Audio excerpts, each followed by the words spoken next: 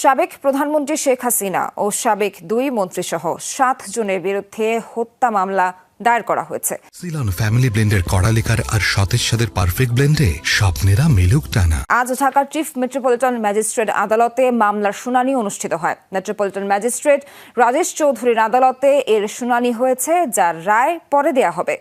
আদালত সূত্রে জানা গেছে, সাবেক প্রধানমন্ত্রী ছাড়াও সাবেক সেতুমন্ত্রী ও আওয়ামী লীগের সাধারণ সম্পাদক ওবায়দুল কাদের, সাবেক স্বরাষ্ট্রমন্ত্রী আসাদুজ্জামান খান কামাল, পুলিশের সাবেক মহাপরিদর্শক চৌধুরী আব্দুল্লাহ আল মামুন, যুগ্ম কমিশনার বিপ্লব কুমার সরকার, অতিরিক্ত কমিশনার হারুনুর রশিদ ও ডিএমপি কমিশনার হাবিবুর রহমানকে আসামি করা হয়েছে। এছাড়া অজ্ঞাতনামা পুলিশ কর্মকর্তা ও সদস্য এবং তৎকালীন সরকারের ঊর্ধ্বতন কর্মকর্তাদের অজ্ঞাতনামা হিসেবে মামলায় আসামি করা হয়েছে।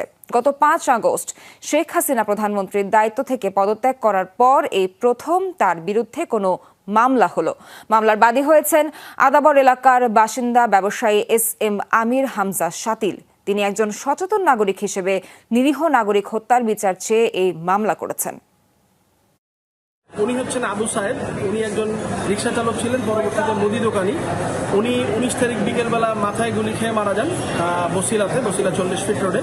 তো আমরা পরবর্তীতে খোঁজ নিয়ে জানতে পারি এই ফ্যামিলিটা খুবই অসহায়, তাদের বাড়িতে খাওয়ার চাল পর্যন্ত নাই। এরকম পরিপ্রেক্ষিতে এই হত্যার তো কোনো বিচার হওয়ার সুযোগ নাই, বিকজ কেউ এখানে বাদী হয়ে মামলা করছে না। তারপরে আমি বিবেকের তাড়নায় এই আবু সাহেবকে নিয়ে কোর্টে আসার সিদ্ধান্ত নিই এবং আজকে আমি শেখ হাসিনা, ওবায়দুল কাদের, তারপরে ডিএমপি কমিশনার, পুলিশের সাবেক IGP, পুলিশের সাবেক DC এবং DC উত্তর, DC দক্ষিণ, DCDB এদের বিপক্ষে হত্যা মামলা দায়ের করেছি কোর্টে। এটার জন্য আদেশ পেন্ডিং আছে।